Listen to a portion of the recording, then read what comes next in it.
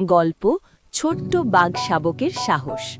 একটি ঘন জঙ্গলে থাকত একটি ছোট্ট বাঘের বাচ্চা। তার নাম ছিল শেরু। শেরু ছিল খুবই চঞ্চল আর কৌতূহলী। সে সব সময় নতুন কিছু জানতে চাইত। একদিন শেরু তার মায়ের কথা না শুনে একা একা জঙ্গলের গভীরে চলে যায়। হঠাৎ সে পথ হারিয়ে ফেলে।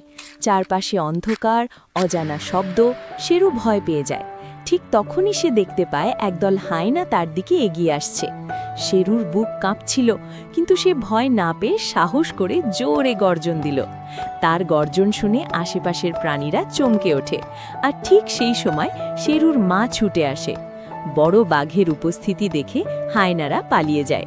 শেরু বুঝতে পারে মায়ের কথা না শুনে ভুল করেছে। সে মায়ের কাছে গিয়ে ক্ষমা চায়। মা তাকে আদর করে বলে, সাহস ভালো, কিন্তু বুদ্ধি আর সতর্কতা আরও গুরুত্বপূর্ণ। সেদিন থেকে শেরু শুধু সাহসী নয়, বুদ্ধিমানও হয়ে ওঠে।